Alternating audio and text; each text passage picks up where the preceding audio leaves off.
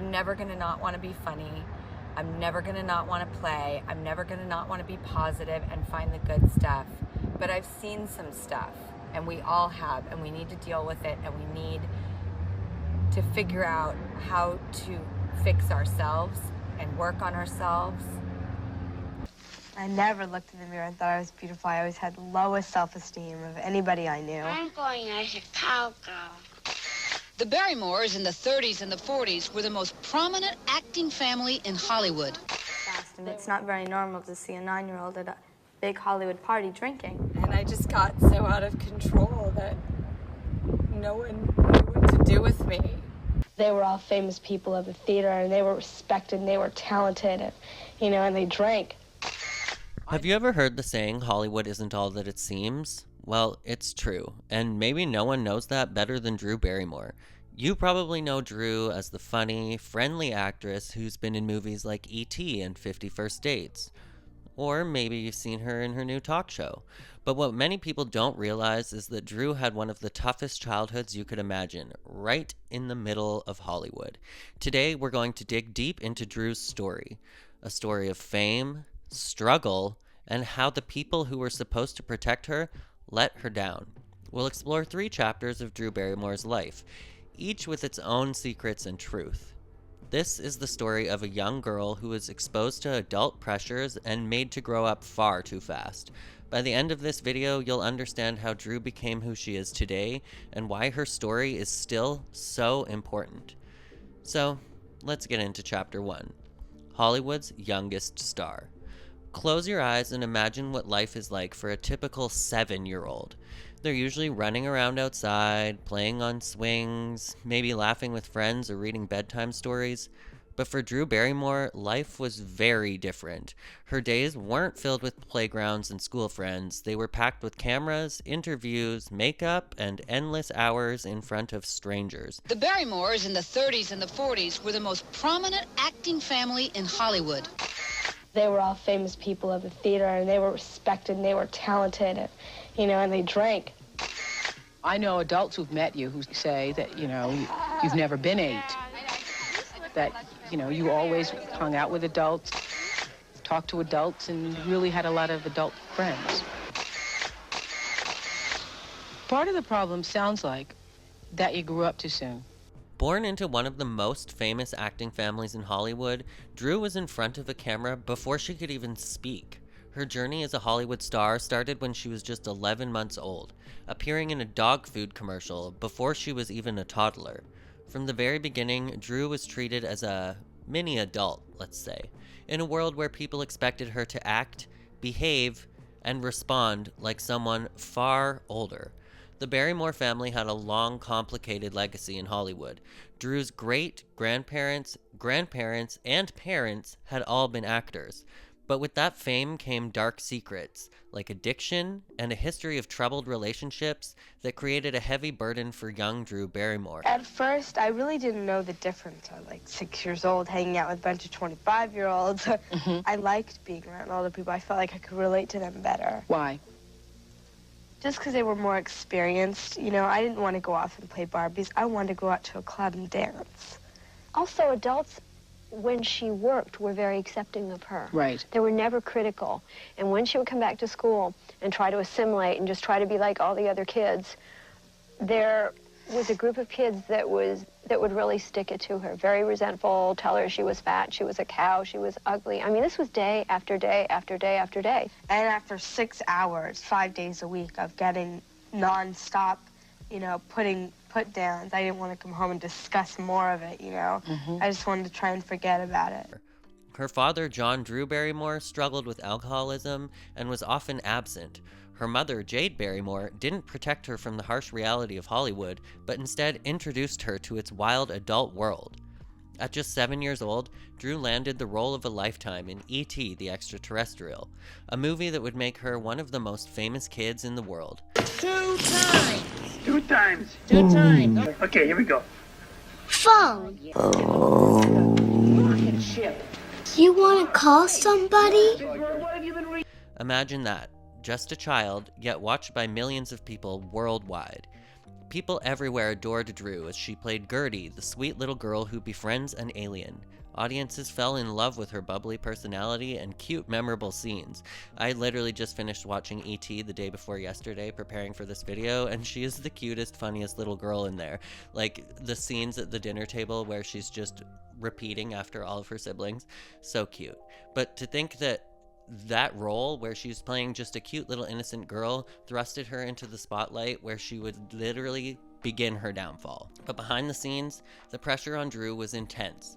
Her whole life had become about performing, smiling, and acting happy, even when she might not have felt that way.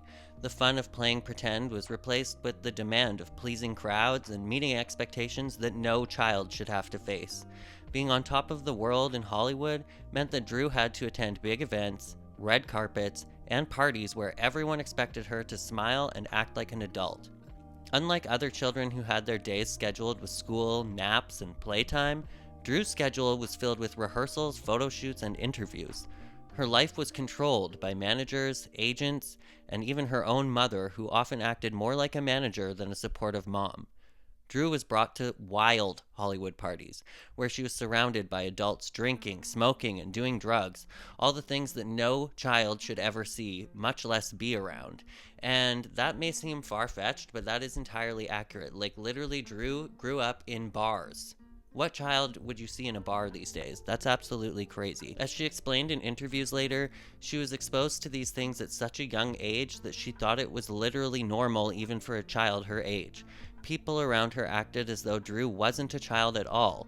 Instead, they treated her like a product, something they could shape, control, and use to bring in money and fame. So you started drinking at 9? To prove a point, or to feel good, or to get drunk, or what?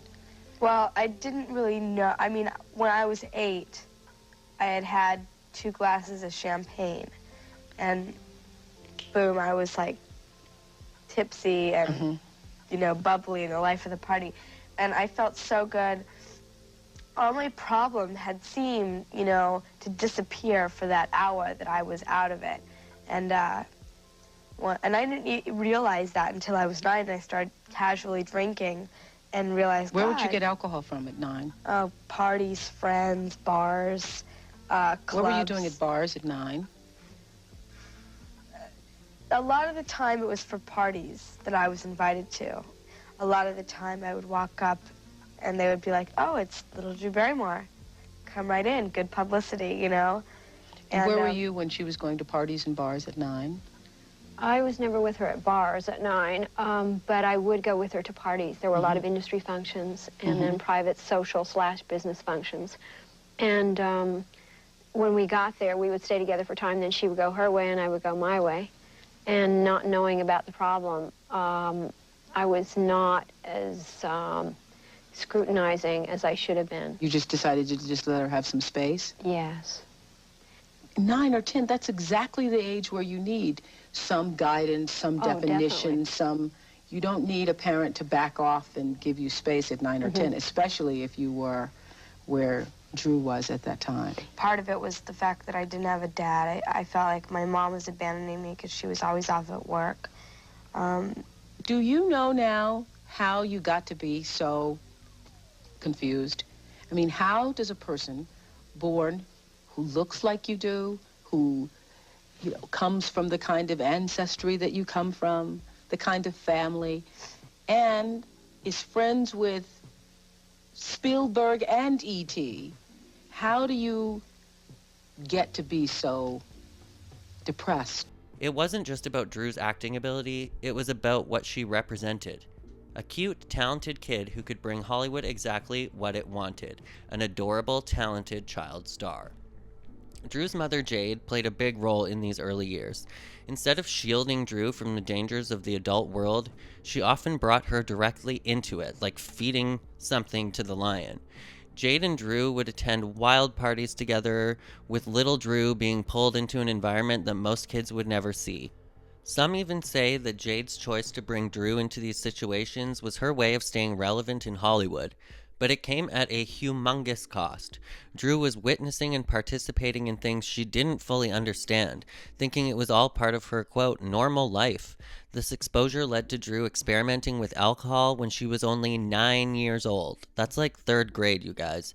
By the time she was 10, she was already smoking cigarettes, and by 12, she was using cocaine, which I remember hearing about Drew's story when I was still little, and her story has always stuck with me as being one of the most insane stories I've ever heard of, and also of like a telltale sign of what it was like to live in Hollywood in the 80s and 90s, because I've since heard other stories like Anthony Kiedis from Red Hot Chili Peppers, who had a very similar life where he was literally introduced to all of this, I wouldn't even say adult behavior and adult culture, but like insane rock and roll lifestyle when he was just like 11 or 12 years old. And all of this was happening to Drew at an age when she should have been protected, loved, and treated like a child.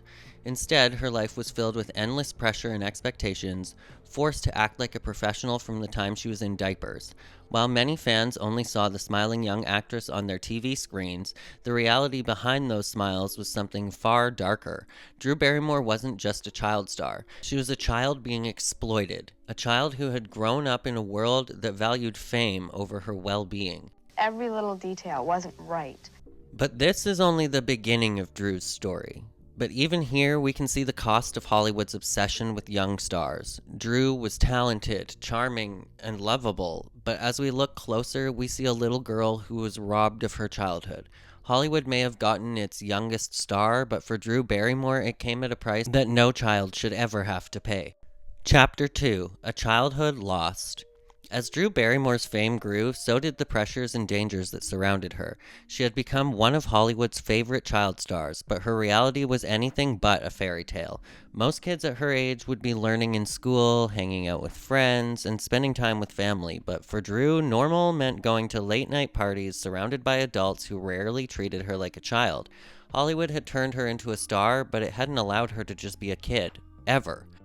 Drew Barrymore's mother, Jade, who should have been her protector, instead brought her deeper into Hollywood's darkest scenes. There were no boundaries, no rules. In Hollywood's world, Drew Barrymore was an adult, and no one seemed to care about the damage that it would do to this young child. It wasn't long before Drew went further down a dangerous path.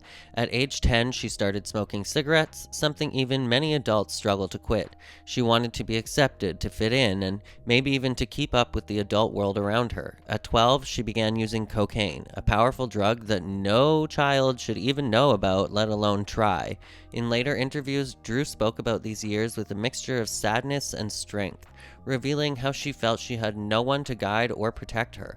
While Hollywood celebrated her on screen, no one saw or even cared to see the child who was falling apart off camera. How old were you when you first had alcohol?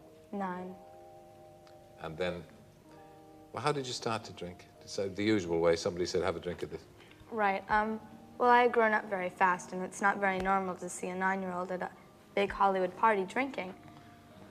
And it looks a little weird, and people were laughing and just saying, you know, I dare you to do this, and I did, and I got really drunk, and it was such a scary, frightening feeling, yet it was such an escape from everything else in the world that I had a very liking to it, and Do you think that because it ran in the family? Because, I mean, there were generations of Barrymores who were Yes. keen on the drink. Yeah, my whole family was definitely, they were all drinkers, and they abused it, and they say it's hereditary, and I'm sure it is, because I have a long list of it. But, And what about the drugs? that started when I was around 10 and 11, and 10. Who gave you your first drug, for goodness sake? as I said then, they were friends, but they weren't really friends. And to me, it just seemed normal. All the people I were around did it, and I thought it was a way of life that was just normal to be living. But I mean, the people you were around weren't the same age as you. They weren't. No, I always had older friends. I was always with a very advanced older crowd from when I was about 6. How did you feel? You must have felt, they must have made you feel good. Yeah, it did. It was that great escape that you look for when you're younger, or actually at any age in your lifetime. You look for that escape to get away from your problems in life. And when you do drugs, your problems in normal life seem so much bigger that you just, you know, you kind of do more just to get away from them. It's a complete downward It's a complete downhill cycle that you just get caught up into, and either you make it out or you don't, and it's very scary. And you went for the treatment, but that you had setbacks, and you did some crazy things when you came out of treatment. Yeah, I did. At first I was clean, but I was off drugs, but I still had the same behavior and was still doing the same things. And that's when I really got clean, when I realized I just wasn't doing it right. I mean, is there any kind of, obviously the message is to all young people, don't do it. However young you are, you can fall into these traps. Is there any one rule that you'd say, or anything that you'd say to parents? Well, that whole you can't just say no, because they don't listen. I didn't listen, and other friends of mine didn't listen. You have to really understand where your kid is coming from a parent, and you have to let go and turn it over to like either a higher power, whatever you believe in, and have a lot of patience and understanding and really help your kid. And for the kids, it really depends on the individual, because everybody is different and everybody needs a certain different type of help to get through their problem.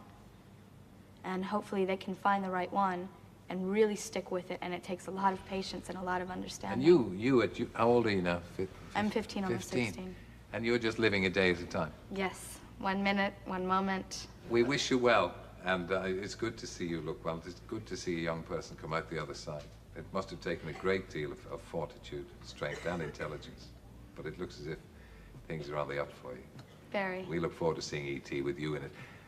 A very small Drew Barrymore, very innocent, with an awful time ahead of her, and now you're out the other side of it. And we hope you'll continue to be. Thank you. Drew Barrymore.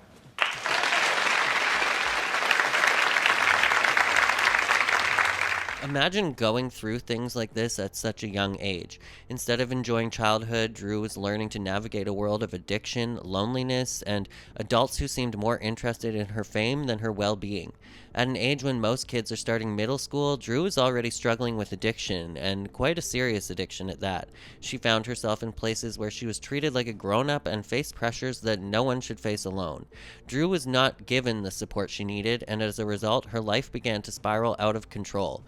But Drew wasn't just dealing with the pressures of fame and the challenges of addiction.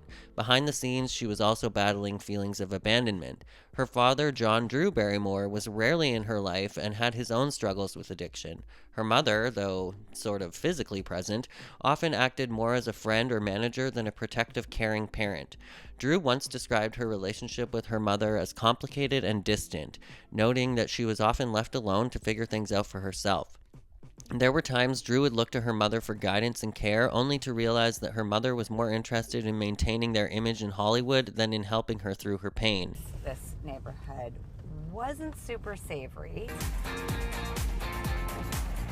Hang on to your hat. I'm gonna take us to the first place I lived until I was 7 years old. This was my street. It was pretty scary when I was a kid here. The bars were on the windows because it just wasn't safe enough, but the neighborhood's gotten so much better. It was very empty and very lonely. I was so lonely in this house. I don't have to be lonely anymore. It was just me and my mom, and it was just a really sad energy. This place just taught me that I wasn't the kind of person who wanted to live in a lonely place. I've learned so much living in this place. At just 13 years old, Drew's life hit a breaking point. She was admitted to a rehab facility to get help for her addiction, something almost unheard of for someone so young. The rehab center was a world away from Hollywood's glitz and glamour, a stark place where she could finally take a break from the pressures of fame and try to understand what happened to her. My mom put me in a place that was like a full psychiatric ward. I was in a place for 1.5 years called Van Nuys Psychiatric. You couldn't mess around in there. You would get thrown either in the padded room or get put in stretcher restraints and tied up. They drove me here in the middle of the night and they walked me right through those 2 doors. You do not come out. And I was there for 1.5 years. I hated it. I kicked, I screamed. 1 minute you're at movie premieres, and the next minute you're in a full-blown institution with barbed wire everywhere and you can't get out. I will never lose sight of this part of my story. I have seen and been through things. Recognize in all of us that we go through stuff. It can't be embarrassing. It has to be our strengths, something that we can be proud of because we overcame it and we look back with honor. In interviews, Drew would later say that this experience helped her, but it also made her realize just how much she had lost. She missed out on a real childhood, forced instead to deal with struggles and choices that no one her age should have to face. Drew's time in rehab marked a moment of reckoning. She began to see just how damaging her early years in Hollywood had been. She realized that the people around her hadn't protected her, that her fame had been built on her sacrifices, and that ultimately she had been exploited in ways that would take years to heal from. Drew was left to face the fact that her childhood had been stolen, her innocence lost to the pressures of a world that valued her more as a product than a person. This chapter of Drew's life is painful to look at, but it's also powerful. It shows the strength that it took her to keep going, to face her struggles head on, and to begin the long journey towards healing. While Hollywood may have gained a young star, Drew paid the ultimate price. She lost the chance to just be a child. Chapter 3: Rebuilding a Life. After leaving rehab at only 13 years old, Drew Barrymore faced a difficult path. She had grown up in the spotlight, been exposed to adult situations, and battled addiction, all before she was old enough to drive. Now she was left to start over, piecing together a life that had barely begun, yet already seemed to be in ruins.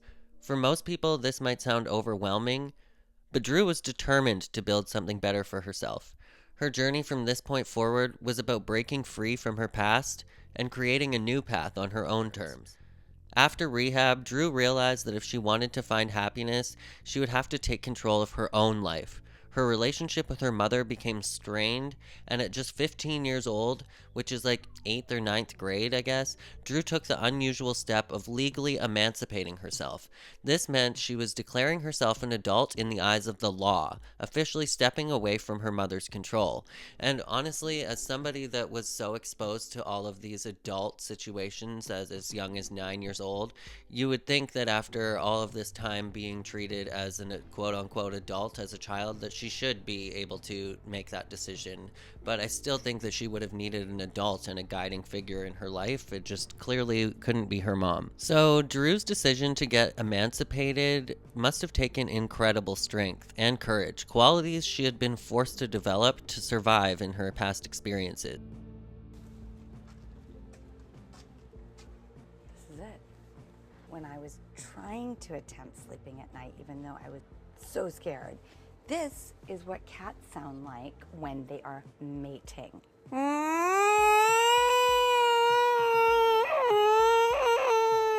That was the soundtrack to this apartment. For a 14-year-old, I was scared. I'm not scared anymore at all. I'm so happy that this 14-year-old girl is totally okay. Hasn't been okay the whole time. Emancipation wasn't easy, but it marked the beginning of Drew's independence and her chance to finally reclaim her own life. With no parent guiding her, Drew entered adulthood determined to reinvent herself. She took on roles in smaller, more serious films that allowed her to prove she was more than just a child star. Drew poured herself into acting, choosing parts that were more meaningful and reflective of the person she wanted to become, rather than the person that she was trapped in the past of.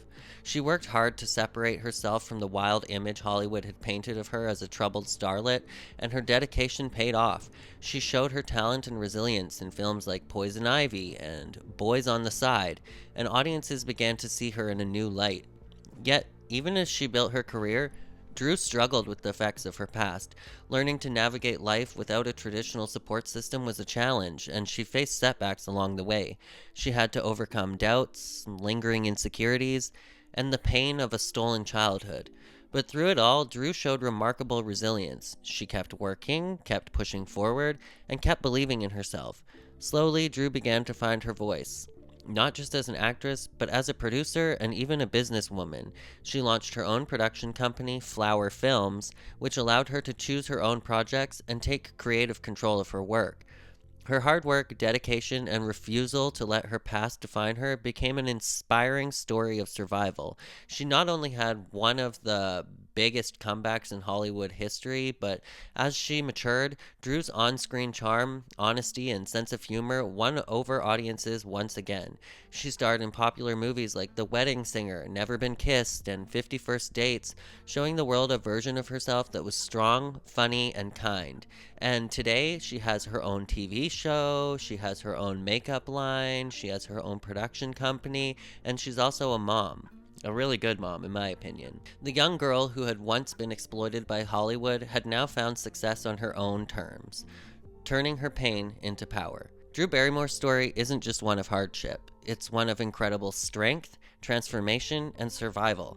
Despite all she went through, Drew was able to create a life filled with meaning, love, and purpose. She's no longer just a former child star with a tragic past. She's a successful actress, producer, and mother known for her warmth, humor, and honesty. Drew's journey is a reminder that even in the darkest times, it's possible to rise above and create something beautiful out of the pain. In her own words, Drew once said, "Life is very interesting. In the end, some of your greatest pains become your greatest strengths." These words are a testament to her resilience, her courage, and her ability to find light even in the darkest times. Drew's story teaches us that no matter what we go through, there is always hope for a better tomorrow. And for anyone out there who feels lost or overwhelmed, Drew's life stands as proof that we can rebuild, we can grow, and we can find happiness, no matter where we start. I was a complete prisoner of my own behavior. I've changed. Yeah. Like, I don't drink alcohol anymore. It was like, this is a toxic behavior for me. And my whole life, it held me back because I knew that I couldn't surrender nor give it up. Like that definition of insanity. You do the same shit over and over again, expecting a different result. It's like, I can't do this anymore. Mm-hmm. It doesn't work for me. I'm never going to be that cool girl with the glass of wine at the party. Like that's just my personality. It's my addiction. It made me realize that I was capable of great change. I was like, I will master this toxic behavior of mine. I just did not think I could ever stop. That was a hamster wheel I'd be on my whole life. My life is so wonderful compared to what it was in this place. I can't even believe I actually get to be where I am now. I thought I would be here forever. When I was here, I didn't see that. I never thought I was going to make it to somewhere better. And I don't know if I would have the life I have if it wasn't for a place like this. And I'm just so happy with my life.